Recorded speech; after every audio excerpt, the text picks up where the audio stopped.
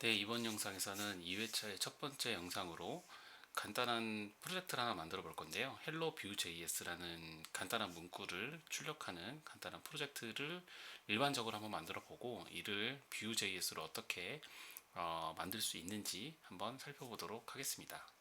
먼저 이제 지난 시간에 설치했던 웹스톰을 기동을 먼저 해주시고요. 저 같은 경우에는 이 툴박스라는 젯브레인사에서 나오는 이 툴박스라는 그 유틸리티를 통해서 그 여러 가지 통합 개발 환경들을 간단하게 업데이트하고 실행할 수 있도록 되어 있어서 요거를 사용하고 있고요.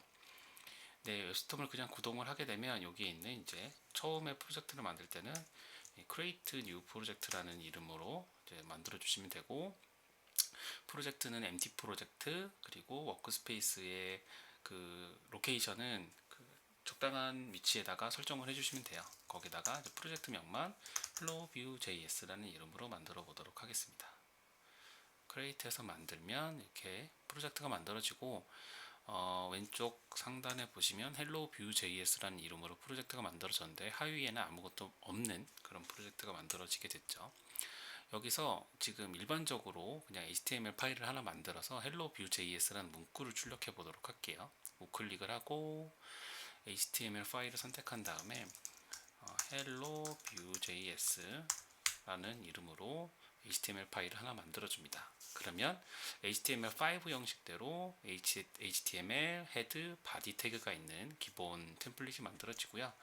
여기서 Vue.js 타이틀은 Vue.js Study Phase 1이라는 이름으로 적고, 여기서 이제 바디부에 실제로 웹 브라우저에 표시되는 문구를 출력할 거니까 h1 태그를 통해서 hello vue.js를 출력해 보도록 하겠습니다. 이러면 이제 화면에 브라우저에 hello vue.js라는 이름으로 출력을 하게 되고요. 요거를 이제 간단하게 구동시키는 방법은 클릭하면 우측 상단에 어떠한 브라우저로 실행을 해볼 거냐, 이렇게 이제 간단하게 숏컷이 나오는데 이 숏컷 중에 크롬으로 선택을 해서 크롬으로 한번 선택을 해볼게요.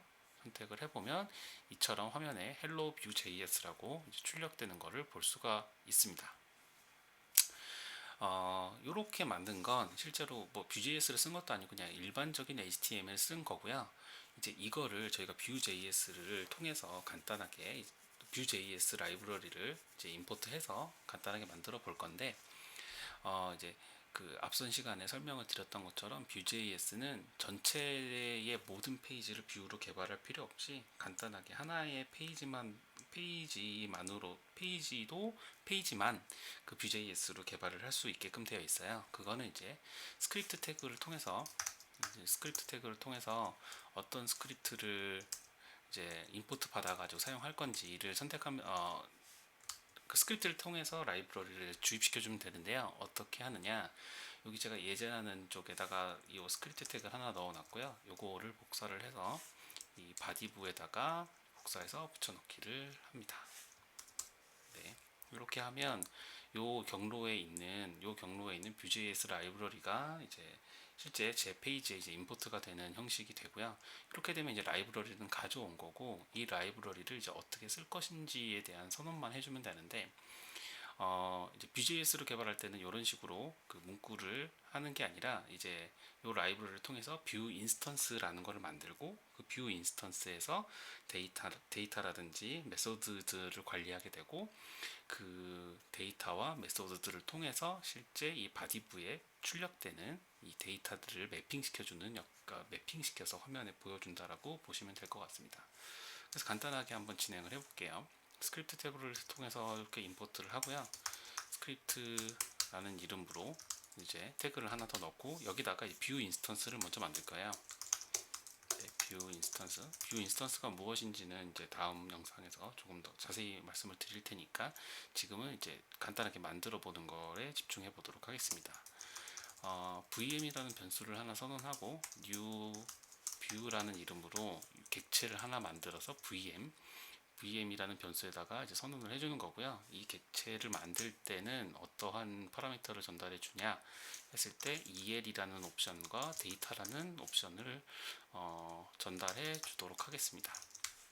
네, el에는 이제 앱이라는 이름으로 샵 앱이라는 이름으로 주고요. 데이터에는 name이라는 속성을 하나 주는데 여기서 이 name이라는 것에 이제 hello vue.js를 넣어 보도록 할게요.